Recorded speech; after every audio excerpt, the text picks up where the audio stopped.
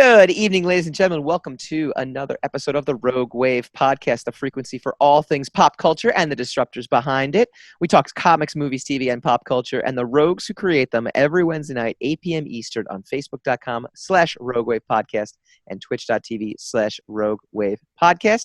Download our podcast immediately following the live stream on Apple Podcasts, Google, Spreaker, Stitcher, Spotify, SoundCloud, Anchor, anywhere you can download podcasts. We will be found, or you can go to roguewavepodcast.com to subscribe on Apple Podcasts. Please hit the subscribe button. Tonight, Revenge of the Sixth, all three Star Wars sequels reviewed together as one. We'll talk Clone Wars finale and Diamond Comics on the comeback. I am your host, Michael Dolce, as always, joined by my co-host extraordinaire, the Lord of the Livestream himself, Mr. Hassan Godwin. How you doing, sir? It's Wednesday again. This keeps happening. This show is the only way I know how to keep up with the days of the week. Yeah. It's like, we must be in the middle of the week. We're doing the show. So my wife and I have a date night scheduled for once a week, and we scheduled for Sunday night. And I literally said to her the other day, I said, all right, so what do you want to do tonight? You know, I'm kind of tired. Do we want to try to watch something together? Do we want to just hang out and talk? Like, what's, because we don't go out for these date nights, obviously. And she's like, it's Sunday? She had no idea. She had no idea. So totally, yeah, I sympathize. It's tough, but hope is on the horizon. We will be hopefully phasing into the world in the next few weeks / months. So we'll see. Do you want something else to kind of jar you and make you feel incredibly? This doesn't make me feel old. But I'm going to pop it up on screen real quick. Yesterday was MTV VJ Kurt Loder's birthday. He turned 75. He was always older, though. He was always like, he was in his 40s or something when we were watching when we were kids. No idea. I had no idea back then. Like, you think he was 30? You think he was like 25? Well, first of all, Tabitha Soren was the young one. Yes. And she's not young anymore. But first of all, here's the funny thing, right? Like back when I was a teenager, like maybe 14, watching, videos on MTV. And I hate being the one like, yeah, when they had videos. I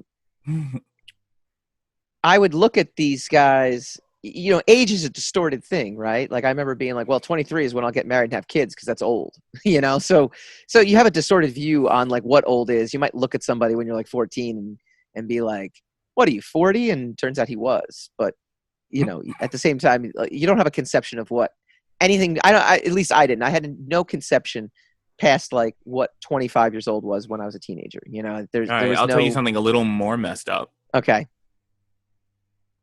By 2024, Kurt Loder's going to be 80.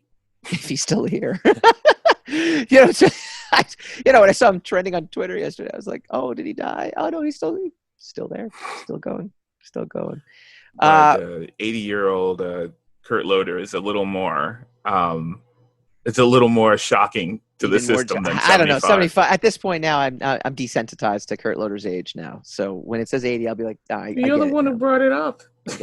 Oh, I understand. I brought it up. I was just trying to go with your stream of consciousness. If there, we're still right, here in 5 years, meaning the Rogue Wave podcast, not us physically, we will celebrate the anniversary of the anniversary. Aren't we supposed to just assume that we're supposed to assume success, right? We're supposed to fake it till we make it, right?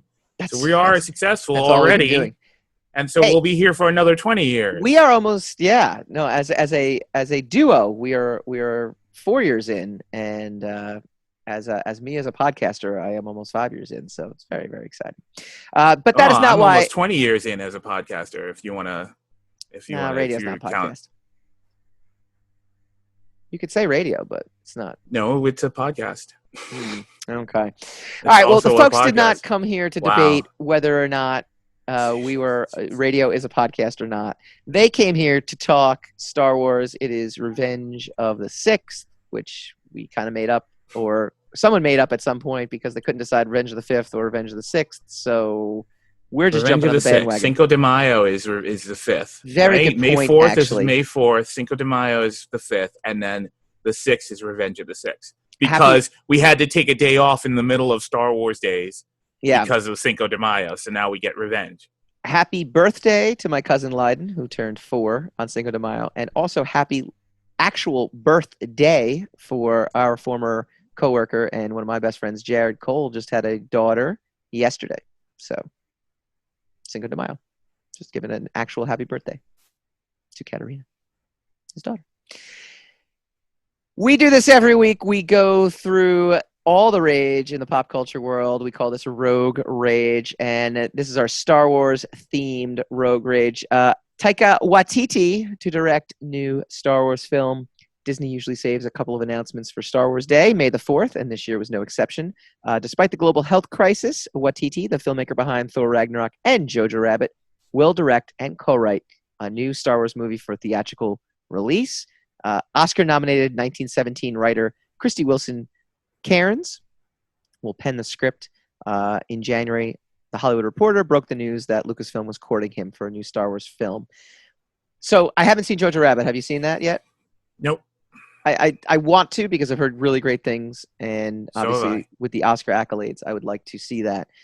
I saw Thor Ragnarok and enjoyed it, but my counter opinion on Thor Ragnarok is it's cotton candy. It is literally just it was.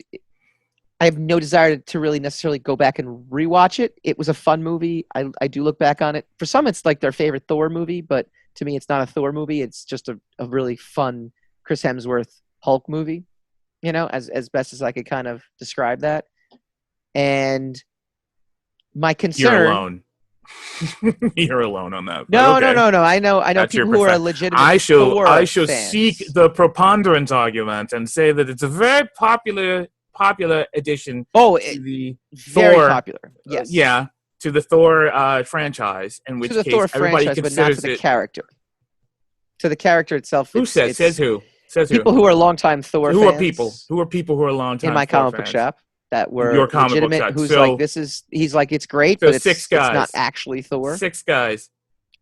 You don't like these arguments anyway, so now, but when it works in your favor, you use the argument. I'm using your argument to show you how useless the argument is. No, I literally am saying no. Doesn't work. It gives me a concern. Doesn't work. I know many people. It made $1 billion. It's fine. It's good. It gives me a concern. Hundreds of thousands of people love it. Star Wars. You're actually Walt using the Simonson, who was the artist who made Thor famous. He loves the movie. So I mean, that's like okay. Well, that's an actual endorsement that matters. I do agree. All with the that. other endorsements matter, right? They matter when you use them. I It enjoyed works. the movie. This works. Son, I enjoyed like the this movie. argument. I know you said you enjoyed it, but then you denigrated it as not actually a Thor movie. I had concerns I'm not because I'm trying to get to my goddamn point, which is that the movie itself, I have concerns about him taking over a Star Wars franchise when you have people who obviously don't necessarily connect with stuff that is in previous installations of the movie, Last Jedi, Rian Johnson, taking something that and not actually using stuff from the character and putting that in.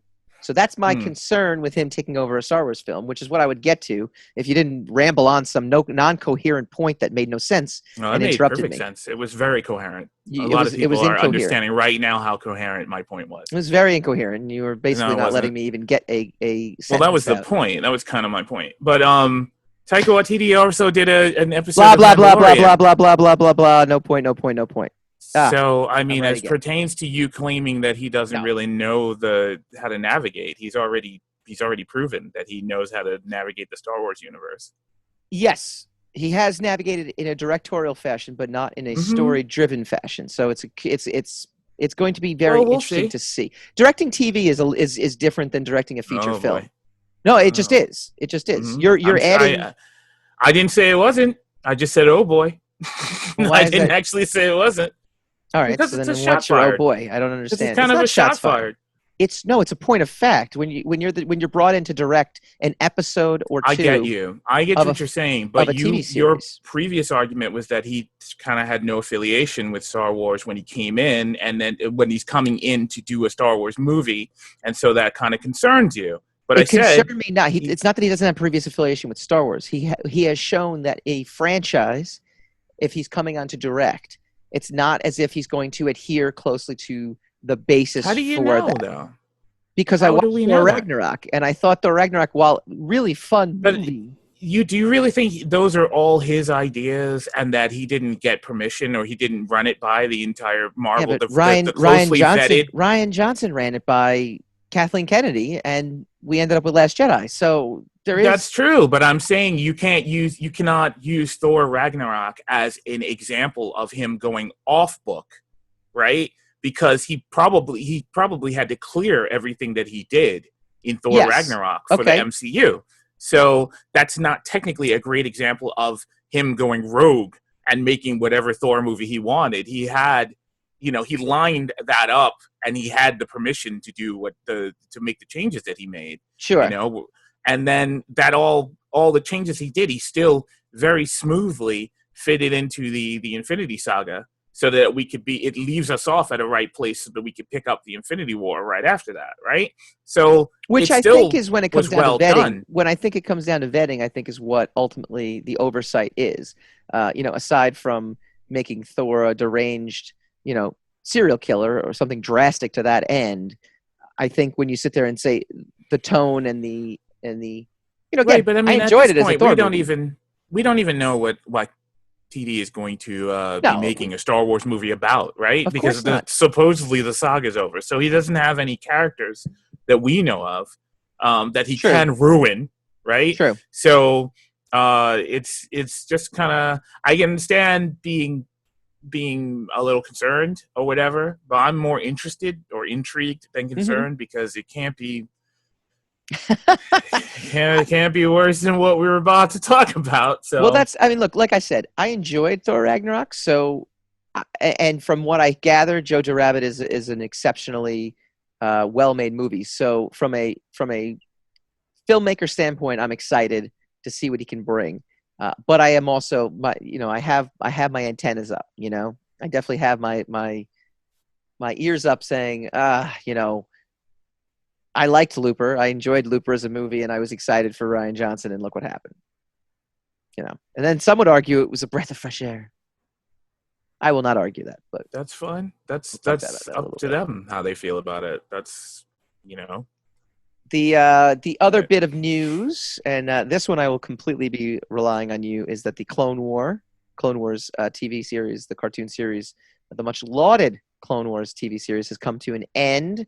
The season 7 finale is about as perfect an ending to the show as fans could hope.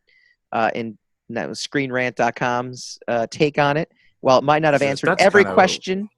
What kind of nonsense is that? Oh my God. While it could not have answered every question or flashed forward so far it fully connected to the later films in the saga, it focuses on the most important relationships in Clone Wars. Those are the clones between Ahsoka and Rex, and between Ahsoka and Anakin. Okay. That was a review from Screen Rant. Yeah, it's a shitty review. Excuse my language. Bing! We're just cursing left and right. I didn't curse at all today. It's you literally just now, but that was the first time. And I said G damned, and which I would like to not. Oh well, that's you. Anyway, I mean, why? As best as a finale as fans could hope, what kind of nonsense way of phrasing a statement is that? That's freaking ridiculous. It's like, it was good. We liked it. It was a good ending. Or didn't really like it, or it didn't go. That's a critique. It didn't go where we expected, didn't go where we wanted. This is as best as fans. I mean, what kind of nonsense is that? That doesn't neither says it was good nor that it was bad. It doesn't embellish or explain any position. Sure. It's a non-position. And that's why it's nonsense. I mean, of course, the article goes on to elaborate, but it's elaborating already from a point of ambiguousness. That's nonsense. It basically elaborates and says, well, it may not have answered every question or flashed forward so far fully connected to the later films. It focused on the most important relationships in Clone Wars. So it was basically the article flash forward to future films? I don't know what would be how could you flash forward to 30 years? I don't know. just maybe, that's what I'm saying. That's nonsense. It didn't flash forward to future films. It fans, literally. maybe there are fans out there who want it to flash forward. It's fine. It literally. I'm not talking about fans and what fans wanted or who wanted and whatnot. I'm just talking about the articles, the information conveyed in the article in and of itself, which is nonsense, right? Okay. Because we cannot know what the fans wanted and what the fans didn't want. We can't know what future desires are versus the content that they're getting. All we know is what we have and how we react to what we have. So, I mean, to expect that the Clone Wars should then end with it looking 50 years into the future, which by the end of the Clone Wars would put The Force Awakens 50 years into the future, right? Sure. What kind of nonsense is that? How are we going to get that? And literally, since you don't know this, yes, literally the last 4 episodes coincide with Revenge of the Sith. Yeah, I do my homework. I might not necessarily watch the shows, but I read up on it. Okay, great for you. It literally coincides. It's interspersed throughout Revenge of the Sith, so it connects with the last movie of the saga. Yeah. Up until The Force Awakens. So what do they talk? I mean, like I said, again, the article is nonsense. It literally doesn't say anything. What did you think of the finale? I thought it was very good. Was it everything you could have hoped for? Nothing is everything I could have hoped for. Including this conversation. but it was really good. It was a really solid, really thoughtful, caring ending. It was very emotional. There are more things than I would have wanted, but that doesn't mean that because I didn't get it, this was the best I could hope for. No. It means you assess whether the more that you wanted was realistic or logical, or you assess that the more that you wanted, compared to what you got, you didn't need the more you wanted, you know? Or the more you wanted may have been a little naive, or it may have been a little ambitious or whatever. It was a very good, very just excellently done series of episodes. I have my issues with the episodes in the middle of the season, but the beginning and the end of the season are fantastic.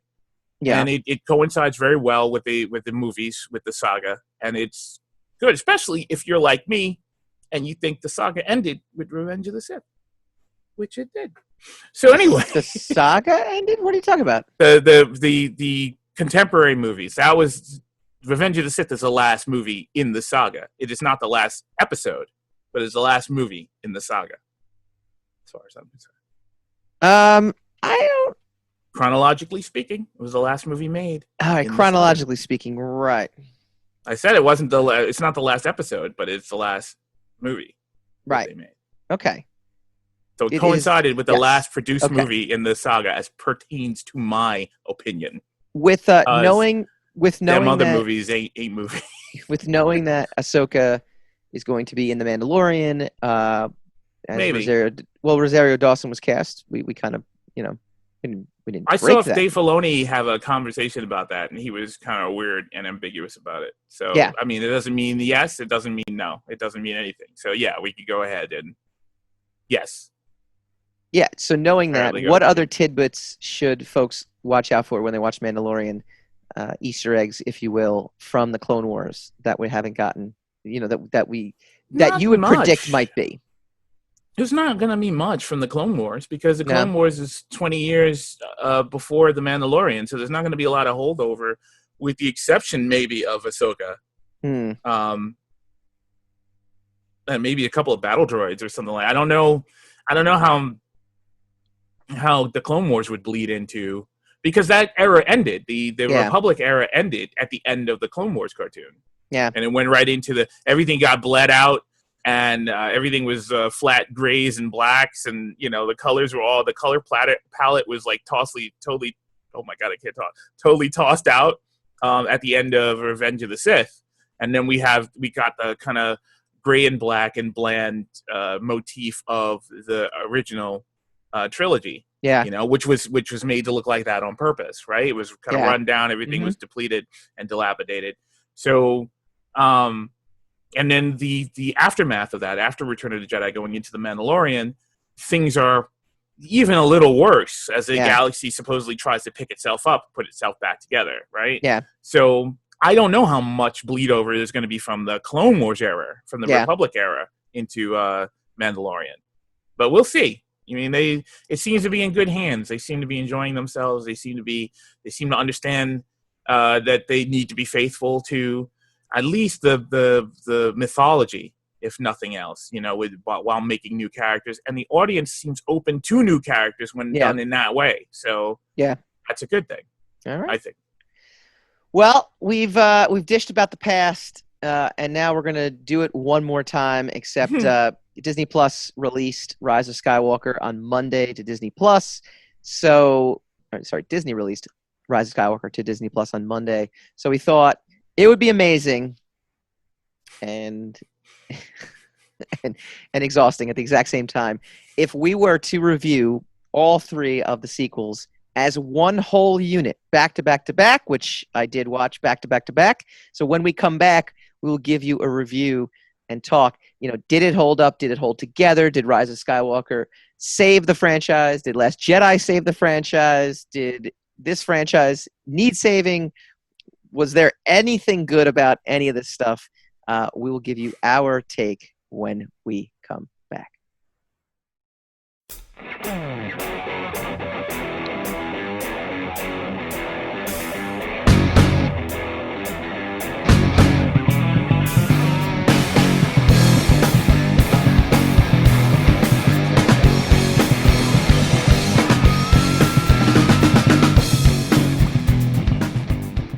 Star Wars sucks.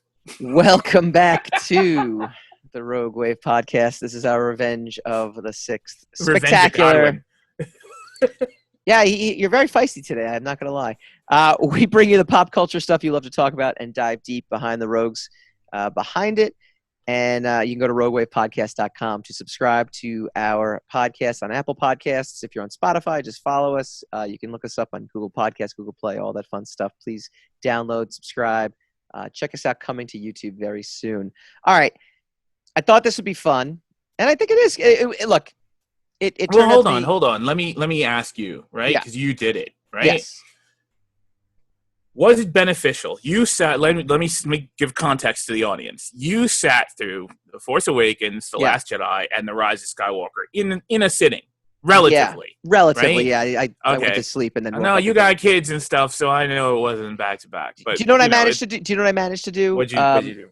I managed to start the next one as soon as I finished the previous one every single time. So there was, there was continuity. Okay. With all that, so that was good.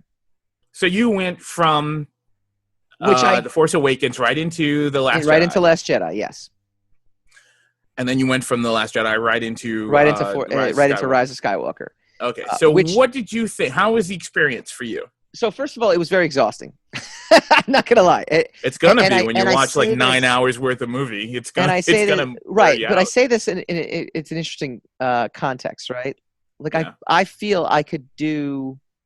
I guess any sitting would be exhausting. This one was a little especially exhausting because it's not as if you're watching the Indiana Jones trilogy or the original trilogy of Star Wars films, or anything where you can sit there and say there's three, films in a row where you're like totally three chapters that are happening that are going on. To where you can sit there and be like so super excited. But that being said, I think rewatching Indiana Jones trilogy or like I said the original Star Wars trilogy, I think would be it would be exhausting, from a just a physical standpoint, but not mentally. Right. This was mentally. Right. This mentally got exhausting.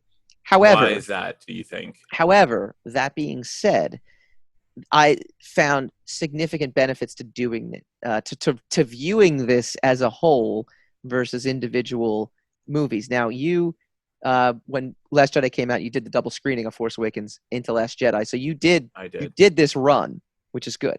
That being said, I wish you'd also would have done the Last Jedi into Rise of Skywalker because there was a period in the middle of Last Jedi where I sat there and go, okay, I see where JJ took the seeds, and spoilers if you haven't seen Rise of Skywalker by now, took some of the seeds and said, okay, there's a point in Last Jedi when she goes into the dark cave and she sees darkness. I'm sitting there going, okay, I could see where he started, thinking about why the Emperor could make sense, bringing the Emperor back.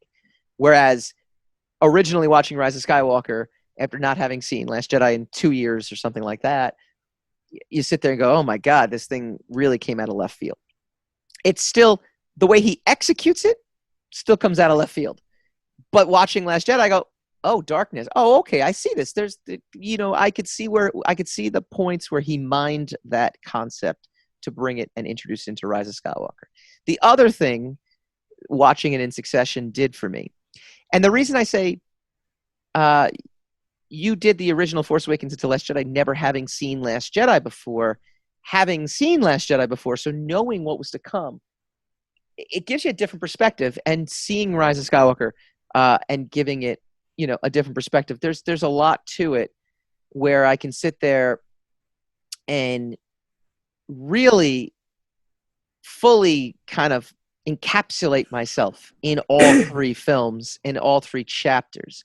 So, for example, I took notes. I took lots of, very compulsive note taker here, comprehensive notes. I gotta be honest with you. At the end of Force Awakens, Snoke literally tells General Hux, "Come to me with Kylo Ren. We must complete his training." Mm-hmm. That was the last official order, Snoke says. Mm-hmm. And the beginning of Last Jedi, the beginning of Last Jedi is, there's no reference to the fact they just blew up the Starkiller base. Like it was as if it was as if Rian Johnson had not watched Force Awakens to realize. And the funny thing is, it's such a simple decision to have Last Jedi take place immediately after Force Awakens, chronologically speaking, where if he'd had just done what Empire Strikes Back did, and yes, it takes place after they blew up the Death Star, but the Empire is still around and is still there, but you get the sense that there was. But he wanted the benefit of the evacuation of Hoth. He wanted the benefit of being able to do that with that kind of level of excitement. So they were evacuating Octu. No, is that Octu? No. Could be. Whatever planet that was. The sequels, I never committed any, except for the Hosnian system, which is what was blown up in the Force Awakens. That's the only, and Octu is the planet that Luke is on. Yes. And Exegol is the Sith planet. Those are the only names of planets that actually stuck out to me. So he wanted the energy of the rebels evacuating, which was a kind of a nod at Hoth, at the Empire Strikes Back. But he didn't want to have to go through the right. That's it's a simple decision. Honestly, it doesn't have to be as meticulously done as it was in Empire Strikes Back for them to start evacuating. Mind you, it's not even close to the evacuation of Hoth. Hoth was such. I mean, that is an actual. You're watching a war. It's a whole place. First act. Yeah, it's an entire first act of a film. Yeah, so he wants the ticking clock. He wants the ticking clock in the evacuation, but he doesn't want to put the work into to actually getting us there. But my point is, he literally cut to the chase. But he doesn't even have to put in that much work. It's not like you have to do a lot of work to have people escaping a planet. But then you could have. But then you have the benefit of, okay, I get it that JJ left him off with Rey handing off the lightsaber to Luke. So in that regard, yes, I guess in his mind, he's like, well, I guess we have to do it this way. Mm-hmm. But no, you don't. You literally could have had Rey come. I mean, there's a million different ways you could have went to where Rey is. Yeah, you could have started off. They could have been halfway through their training by the time he came back to them. Yes. Right? You could have implied that he said, "Oh, come in, eat something, and I'll show you how to use the." Yes. I mean, if that's the way he wanted to go with it, right? He could have done anything. He didn't have to pick up exactly where the last. In fact, I think personally that was the detriment of his own story. Is that he put the restrainers on himself by coming in exactly where the last one left off, so he couldn't establish a new feel, establish new rules, establish new circumstances, because he picked it up exactly where the last film left off. And that's another reason why the audience, half of the audience, because a lot of people like The Last Jedi. They love it. They think it's the greatest. Yes. that is the reason why, say roughly, theoretically, half the audience was kind of outraged by it, because if you're gonna follow on the coattails of another movie that a lot of people liked, they're gonna expect a continuation of that thing, not for you to deconstruct that last movie and the previous 6 movies that came before it.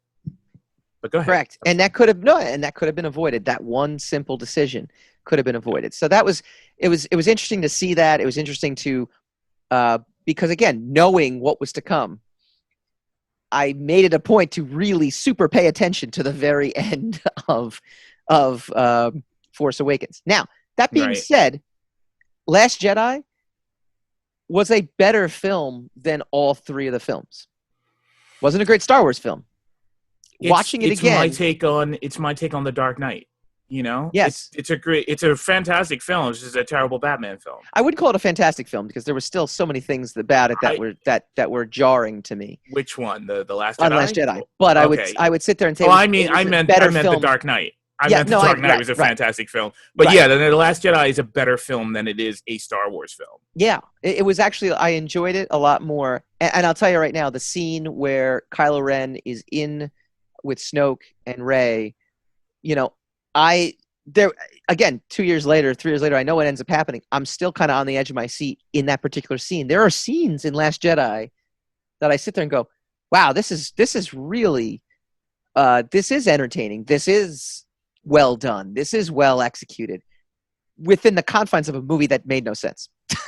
So it's interesting where I could maybe contextualize why a lot of the things didn't make any sense to you. And to most of us, all right, not in an accusatory way. No, But basically, it seems like Rian Johnson and also J.J. Abrams, to an extent, were proceeding from an assumption that enough has been established about these characters, enough background has been given about the characters, enough development has been attributed to these characters, that now all you have to do is put them into high stakes. And you have the audience on the edge of their seats, right? But the problem is, it wasn't really, in my opinion. A lot of that work wasn't done. By the time that throne room scene happened, I still didn't even really know who Rey was, much less, you know. I knew more about Kylo Ren because I knew who his family was, and I knew the sacrifice that the vile sacrifice that he made in The Force Awakens in order to declare his allegiance to the dark side or whatever, for whatever reason that is never explained as to why he decided to turn. I can understand why he turned against Luke in that story that he tells, but it doesn't mean why he decides that he should be on the dark side. And that is they never go into it. I know. No. So I wrote that also, and I thought this is interesting. While watching The Force Awakens, The Force Awakens just tried to cram too much into one film. The Star Killer base. Kylo Ren immediately revealed as Han and Leia's kid. Snoke, the Emperor, comes out of nowhere, middle of the second act. You know where the Emperor. It took three movies to actually set up the Emperor. You know that there was a higher level. And yes, I agree with you that slightly too because the Emperor is in Empire Strikes Back. But yes, he's foreshadowed until he becomes a genuine threat. It takes 3 movies. Correct. So you have more, plot points than the movie actually needs. It really is. It's an amazing. I don't want to say. I'm not using the word amazing in a complimentary standpoint here. I'm just saying it's an amazing amount of plots that were put into Force Awakens. Yeah, that was unnecessary. I still my initial reaction. This is the 3rd time I've now watched, or maybe the 4th time I've watched Force Awakens. It's a really good movie up until Han Solo gets into it. I'd say it's a solid adventure movie, solid Star Wars movie, all the way up until, for my opinion, I'm almost right 100% with you. Right up until Finn crashes on Jakku, then it starts to slow down and starts to become a pastiche of past experiences and a lot of nostalgic imagery and though I could see what you're saying. Then there's that weird reveal of the Millennium Falcon. Yeah, but that was kind of funny. I was okay with that. But that's if they'd have done that throughout the entire film, these little nods rather than trying to cram 2 stories in, And they didn't need those characters. They No, really did they not need didn't. Han, Luke, and Leia. They didn't. No. Because if there was no Luke, right, and it was just no Jedi in the galaxy, and Rey is a Force user who finds out that she should be, and all 3 movies were her trying to find out about the Force because the Jedi were gone for whatever reason. And then you use the 3rd movie to explain what happened to Han, Luke, and Leia, and why the Jedi didn't come back into prominence or whatever. Yeah. That's a much more compelling story. Yeah. Than just, okay, we're gonna have her do the Luke journey all over again, and we're gonna have gonna have hints and nods, and we're gonna do story beats from the previous trilogy because that's what the people want. And honestly, there's some people who want that, and that's fine. People want a continuation of their favorite story. Right. That's what they want. If you prove that this story can be continued, and there can be integrity added, there can be new things added, and then there will be attributable respect to what came before you. We're not going to rip apart what came before in order to build something new. Yeah. Then I think all of this stuff would have been acceptable. I think Daisy Ridley is a fantastic actress. She's really good. Adam Driver is amazing in these movies. He's the Anakin we never got. Yeah, he's the Anakin we never got. He's the actor. In your opinion, that's why. What, you liked Hayden Christensen? Because I just didn't like Hayden Christensen. I didn't like his performance at all. I know. We've been over it. I know. We're talking about the sequels, not the prequels. And then there's just little attention to detail again, where Ken Lung, where was he in the second movie? Like he was like running the show in the first one, and then all of a sudden in the second one he's nowhere to be found. Unless I missed that he died in Force Awakens, but I don't think he did. No. He just stopped being in the movie, and there's all these same there's questions. There's weird stuff. These weird beats. How doesn't Holdo know who Poe is, and how does Poe not know who Holdo is? And where did she come from? And why wasn't she in the first? Right, if she was she was in the first movie, or if she was there, why was she not there? And there's only 400 of them, and they're all like, if there's only 400 rebels, which they specifically say 400, how many of those are chain of command has to be less than 50? You don't know, and you're supposed to be like the top commander in Leia's army. How have you never met this other person? Like, it's little things where you sit there and just go, these are just odd choices. Overall, I enjoyed Last Jedi a lot more the second time around, as a film, in terms of just, but the same questions are there. And essentially Rian Johnson had no idea what to do with Poe, with Leia, with Finn, with Rose. Rose is Rose. He wasn't interested in them. He wasn't. It's not only did he not know what to do with them, but he seemed thoroughly uninterested in anything that they were going to do. Yeah. I mean, in the Empire Strikes Back, even though Han and Leia were not not the journeymen that Luke was, there was a substantial amount that they had to do. There was a substantial amount of peril that he put them in, and character and story development for those two characters. True, it was a love story. Sure. So there wasn't, they developed in the context of each other. And yes, you can honestly say that Chewbacca and R2 and C-3PO did not get any more character development. They were literally sideline characters. That's the cost of doing business, and then that was the way that story was designed. Sure. So you could say it's not 100% perfect if you're looking for perfect unilateral character development. But the three main characters continue to develop steadily as the story progressed. In the Last Jedi, two of the main characters stopped progressing and actually went in reverse. Yeah, to an extent. They regressed. They became petulant. Yeah, they be like Poe became petulant, Finn became a coward again. And then he went on some weird casino. Poe was never petulant to begin with, though. Poe was actually pretty even keeled. Well, that's what I said. He became petulant. Right. He'd be right. Yeah. Right. Sorry. Yeah. So it was things like that kind of got it. Funny thing though, again, rewatching it, the Kylo Ren stuff actually made more sense the second time around. It was very jarring the first time when I watched Last Jedi. I'm like, why is she into him? It doesn't make any sense. But then you start to think about it in the context of, okay, she literally just met all these people. So because it's literally a day. It's literally the two movies took place over the course of like 48 hours or whatever the heck. Maybe not 48 hours, but it was whatever ridiculousness. Because honestly, there was supposed to be 18 hours that the rebels before the rebels ran out of fuel, and yet it's literally days on Octo that Rey is there, and it's like I guess time is different. Yeah, no. They, but it's again that the decision to not breathe by Rian Johnson created this false ticking clock that ultimately it just I don't like being pulled out of movies. Forget the meta Star Wars-ness of it. I'm not even going to go there anymore. Because at that point, I kind of glossed over the Yoda using the Force to blow up the tree, and that's what I don't get about what people say about it being a great movie, because it's really not. It does a lot of rudimentarily stupid things. Like, for instance, it's constantly explaining a ticking clock instead of showing you a ticking clock.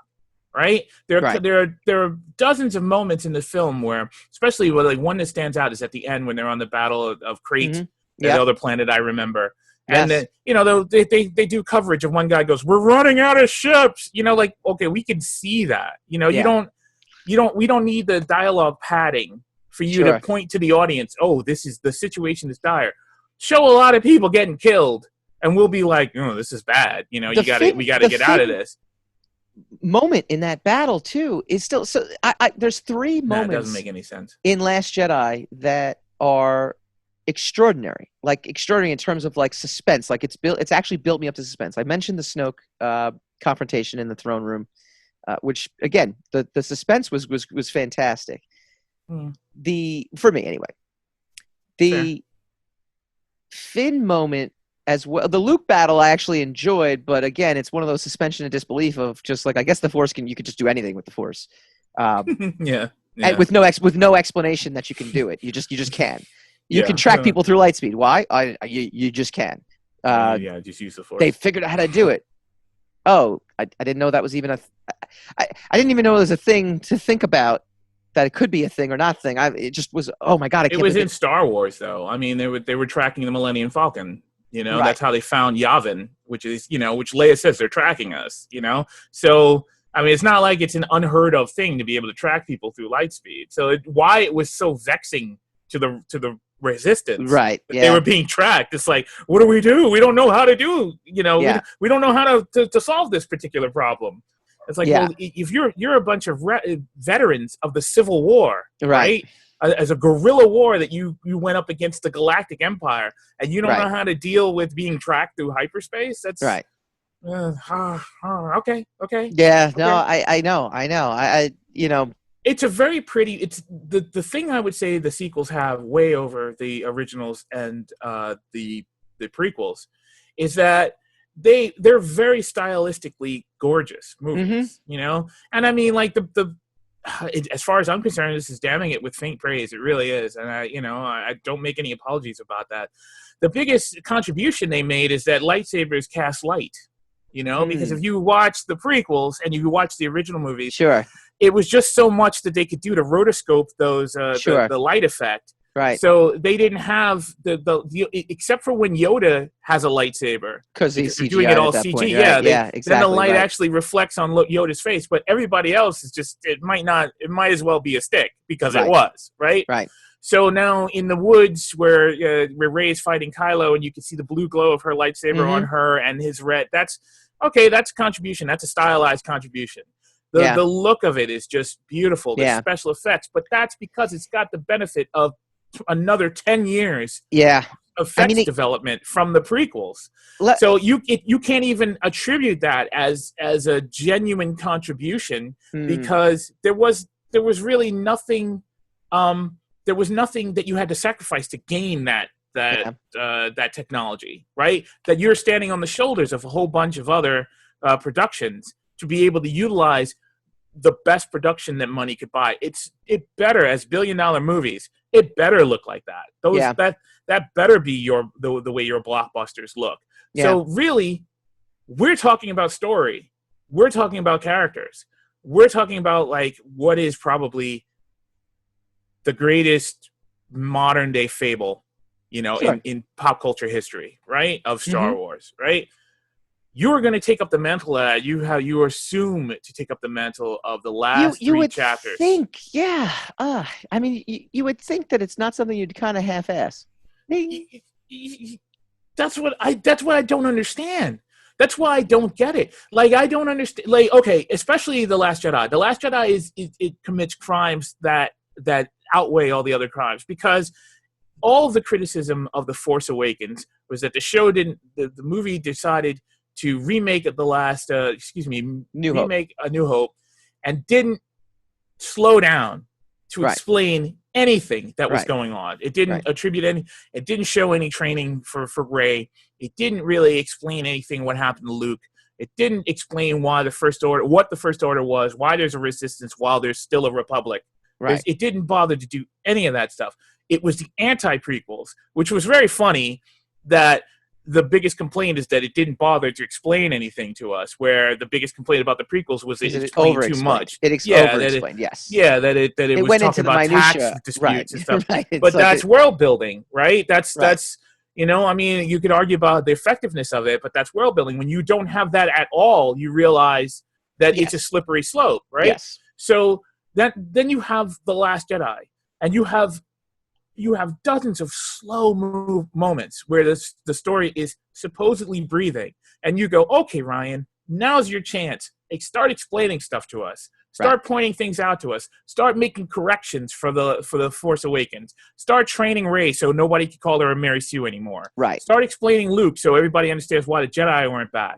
Start explaining the First Order so everybody understands they're not the Empire, but they're a different power that rose up in the vacuum of power from the Empire. Start doing that. And Ryan Johnson's like, nah, not gonna. I'm gonna leave you porgs, and I'm gonna give a half-ass explanation as to why Luke decided that he was not going to be a hero anymore. And the information I'm going to give you, since I'm not going to do any research or make any mythological entries of my own, the information I'm going to give you is the information we got from the last 6 movies, right?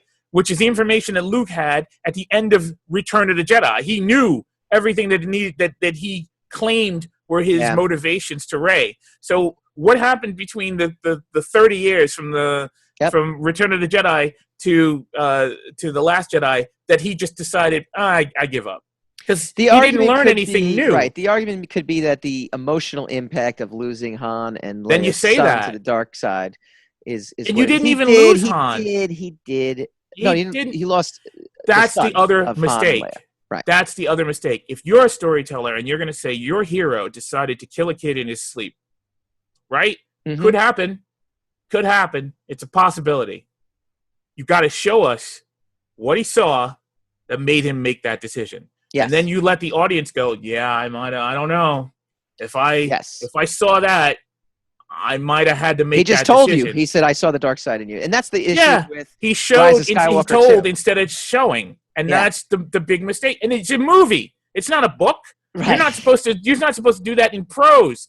You can't do that in a movie. Yeah. Okay? You definitely can't do that in a movie. So this is the other thing though too. Whereas Last Jedi, watching it a second time and in succession, I actually enjoyed it more. I going right into Rise of Skywalker and kind of leveraging some of your points. I actually enjoyed Rise of Skywalker so much less the second time around, having just watched Last Jedi 2, just because I told you. I know I told you for a fact I was never watching that movie again. Yeah. I know I said that for a fact. There's no way. Going full circle with the Emperor was the right move. JJ mined scenes from Last Jedi that could explain it. Didn't execute it right, but at least I don't think it was the right move, to be honest with you. But that's okay. It might not have been the right move, but at least doing the succession thing, I'm like, okay, at least I could see where there was at least some continuity in the second movie, because she goes making her the Emperor's granddaughter might have been the right thing, but to have the Emperor in it, which kind of destroys Return of the Jedi. Yeah, you don't destroy what you built to build something to add to it. You don't destroy half your house to add another half. It doesn't make any sense. It's a Pyrrhic victory at best. So and also, look, again, it was a better Star Wars movie than it was a movie. Last Jedi was a better movie than a Star Wars movie, only because it had the elements of what would make a good Star Wars movie. It had the characters all together. Too late. Doing this, trying to take on these challenges on a fetch quest. Yeah. However, we got more development from Kerry Russell's character in, I don't know, the 10 minutes she was on screen than we got of all the main characters. It's like they didn't care anything about these main characters. No, there was no time. They were slaves to spectacle. We got to make it big. We got to make it amazing. We got to make it gigantic. And then just bringing in the gang of former stormtroopers that rebelled. That reneged. You just bring them up, but not show them, not introduce them to us, not explain, and then to suggest that they were all force sensitive. Right. Because that's what Finn does. Which I thought was an interesting concept. There's just interesting concepts everywhere that are just never explored. In the hands of really bad writers who don't care. It's not going to go anywhere. There's no faith done to it. I think JJ cared too much in Rise to make sure to course correct a lot of the meta stuff that was going on. You can't really. How do you course correct a lot of that stuff? But I actually would have rather he didn't. He added the most egregious thing, which is that just random force healing thing. Now, healing in the force is part of canon, but not like that. It doesn't work. It's not Jesus, you can't just put your hands on someone. And then he brings up the Knights of Ren, who I thought was the guards in in Snoke's chamber, but I guess they're not. I guess they were their own. Those were just the shitty royal guard. That it's like, oh my god. That who apparently are trained fighters, and at least you got to see what Ray picked up a lightsaber yesterday. Oh, stop! Don't even. I mean, that's the thing. And then he Rian Johnson actually adds to that because Snoke even says she never held a lightsaber before. So now now you can't even argue the time dilation thing or the the all the other things that you want to try to add to it. The fact that she knew how to fight because she fought on Jakku with a staff weapon and she had the fundamentals of it, whatever. Yeah. No, you can't, because the very next movie, the guy actually points out what everybody else has been saying. It's like, wait a minute, you can't just go from a stick to a lightsaber. You couldn't go from a baseball bat to a sword. You can't. Right. It's the same. The principle is similar, but you can't kill yourself as easily with a baseball bat as you can with a sword. Right. There's some skills to it. You can argue that Luke, learned about the Force and immediately, it's like, now I understand the Force. However, there is time lapse that goes between it to where you could sit there and go, well, he did, like he was technically training. However, those time lapses in Empire Strikes Back don't necessarily make sense either. They don't make sense, but okay, here's what they do. They give you an understanding that time has passed. They give you the progression. So you've gone away and you've come back. So it's just like any normal situation with family that you have. You're close to your cousins or whatever. The last time you were in Texas, they were here. The next time you go there, 2 years later, a year later, they're in a different place. They're driving different cars. So you don't need the minutia to know that they have made changes in their lives, to know that their life is slightly different from the last time you saw them. Right. And then you make adjustments in your expectations and your understandings, and you go along with it, Now, it's not quite the same, but it is the time dilation is a storytelling advantage that you use to cover up some holes that may or may not be there. And in my opinion, Empire Strikes Back does it very well. The Attack of the Clones actually gave the benefit of 10 years. Of course, they had to explain why Hayden Christensen was in the movie all of a sudden. But I mean, in the process of 10 years, Hayden Christensen can now be a Jedi, or whatever, and you go, all right, you learned that in the 10 years. I mean, you don't need those moments to be able to do the math on your own.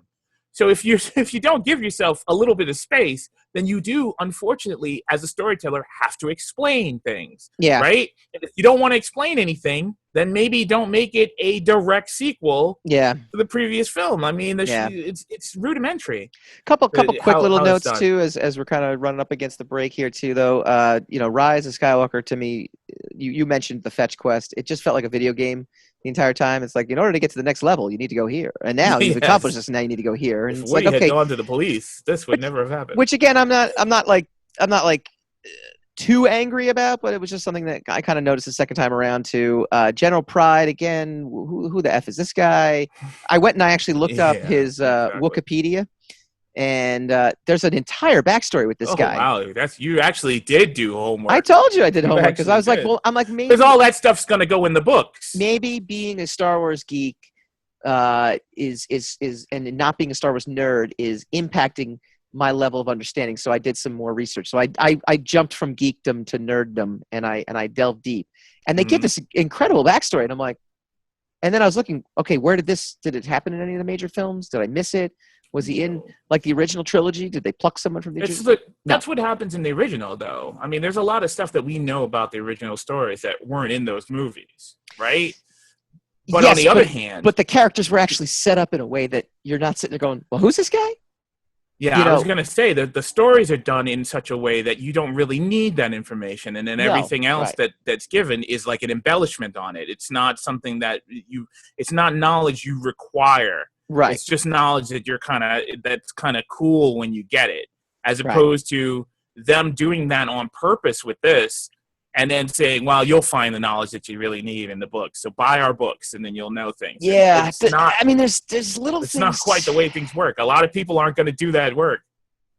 There's little things like that in Rise. In Last Jedi, I don't know why Leia waited until the Empire or the First Order arrived to shut the doors. She's like, they're here. Shut the doors. It's like, wait, why didn't you just shut the doors before they got here? Like, and meanwhile they're like running from this thing, and it just happens to be like Finn and Rose in there. I still don't understand, like just little decision making, like the milk scene. Like it looked like there's scenes because it's humor, man. This guy's trying so hard. It's like Monty cute. Python. Like I'm literally watching Monty Python. I am literally watching the scenes in Monty Python. Ben running was to me like the Monty Python. Luke is cut off. Yeah, Luke is cut off from the Force, right? How do you kill that fish?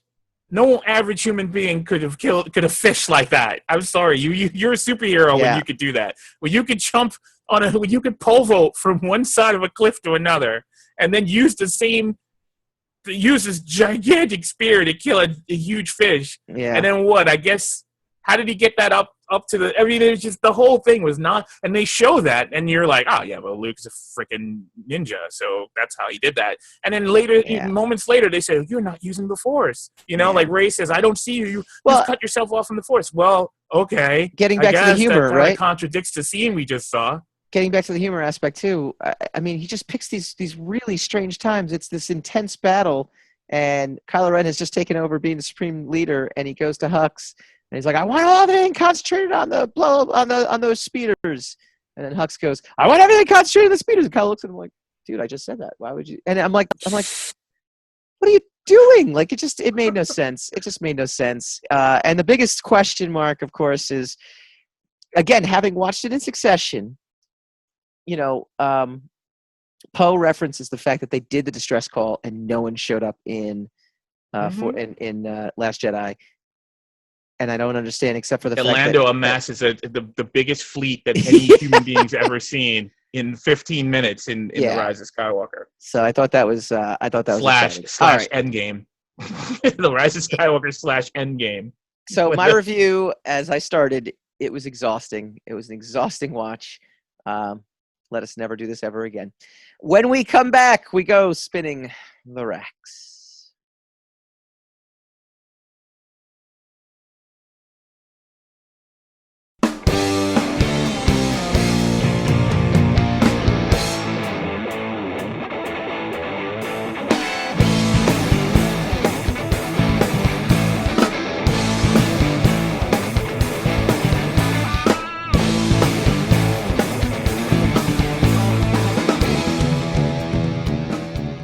Welcome back to the Rogue Wave podcast, talking comics, movies, TV, and pop culture, and the rogues behind it every Wednesday, 8 p.m. Eastern.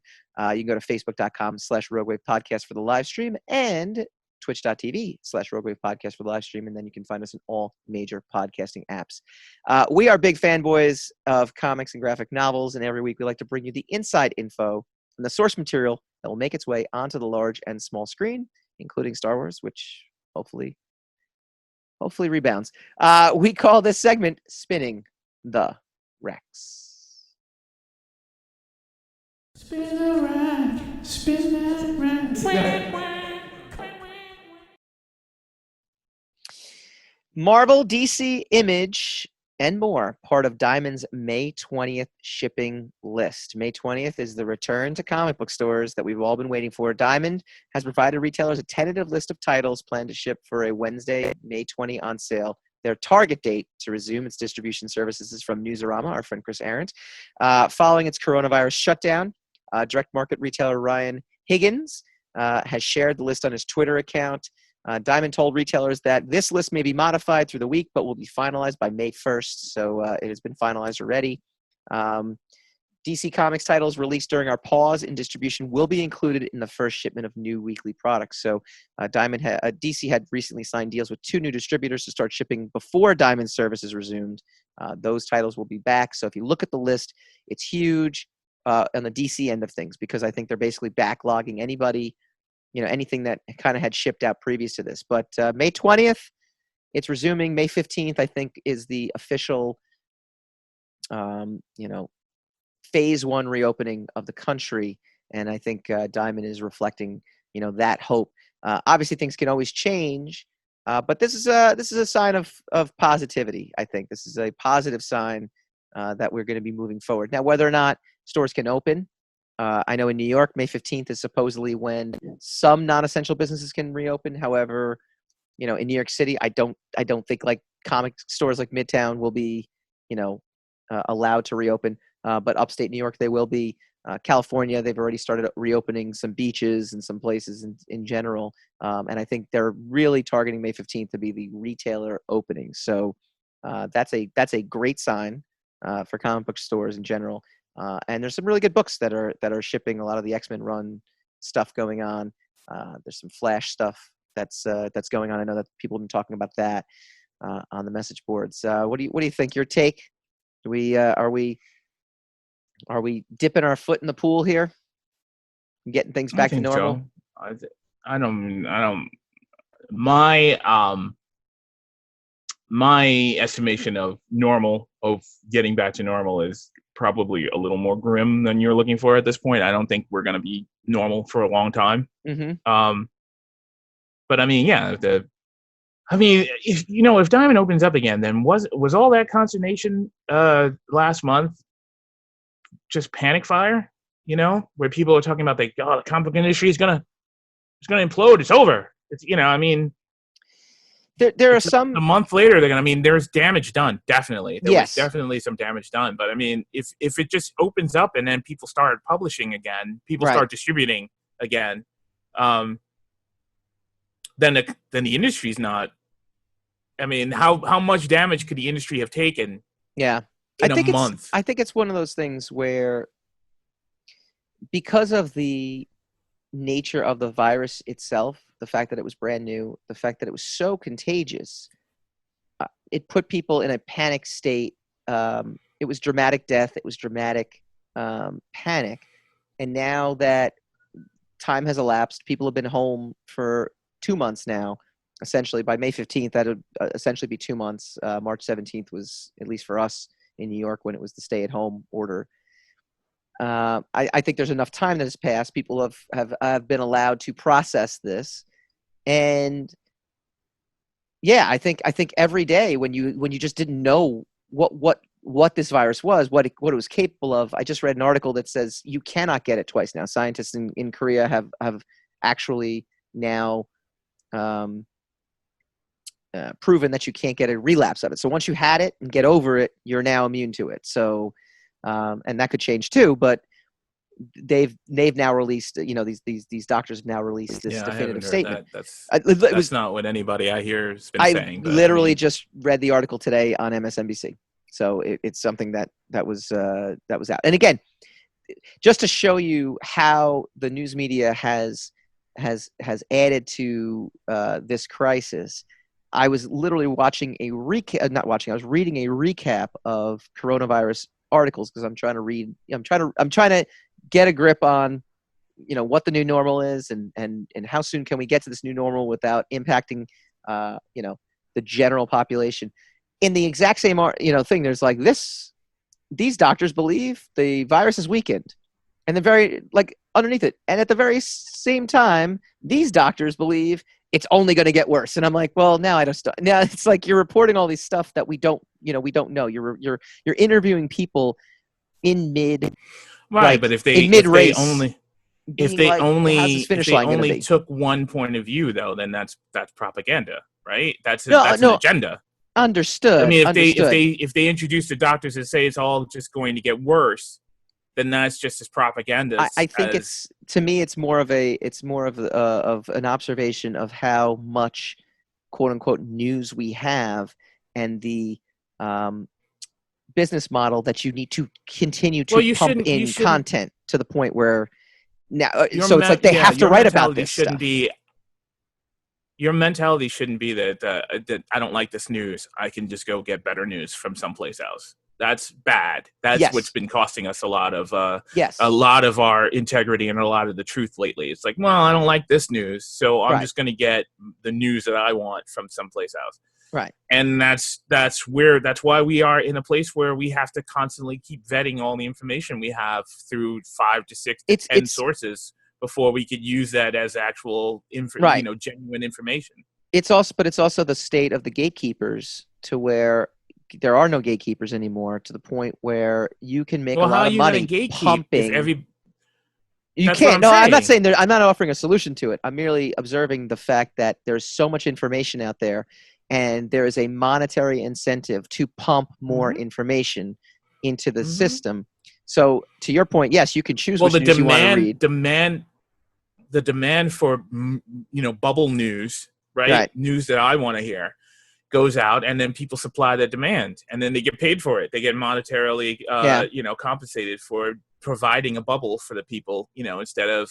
And but it's also trending. I mean, it's also what's a trending topic. What is something that people are searching right now, and it's coronavirus. So we need to it doesn't matter what it is. We need to write about coronavirus. We need more articles about coronavirus. And well, that's the problem. People trusting these outside sources from anywhere.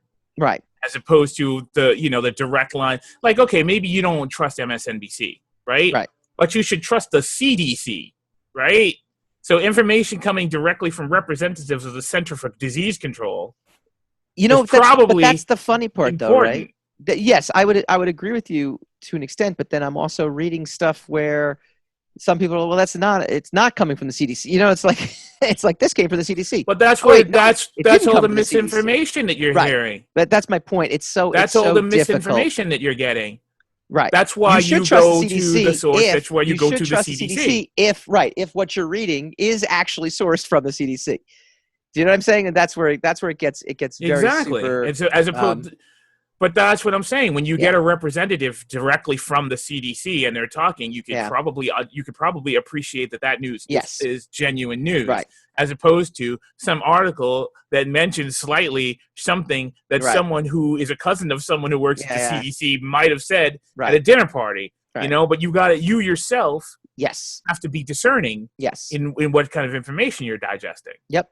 No, it is definitely a very but it's all feeding this whole thing, just to bring it full circle into the comic book industry. Yes, it's the same thing. When you have the fear of the unknown, everything tomorrow is over.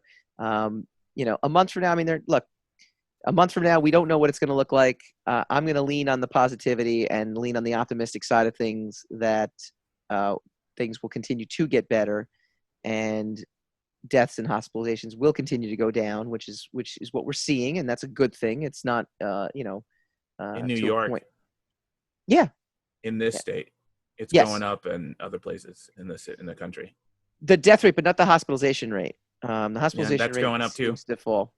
In the going Midwest? Up too, in other places. Okay. I have to in New York, we're over the curve. Correct. Supposedly.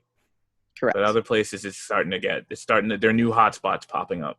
Okay. According to information I just got this morning. Okay, so I have to. There you go. Got to read that too. So I guess to answer your question, no, the comic book industry is not dead. Yes, this is going to impact it in some way, shape, or form, and maybe we just won't know for a while. So, boy, what really uplifting episode today of Rogue Wave Podcast. Next week, we're going to pick a blockbuster of years past, because this is supposed to be Black Widow. This was supposed to be Black Widow Wednesday when we were going to review Black Widow, but unfortunately that is not the case. So we're going to pick a blockbuster of yesteryear. I'm leaning toward Iron Man, the original Iron Man. Do a little retro review. It's Iron Man versus Avengers, possibly, in terms of movies that of May blockbuster next week. We'll see you then.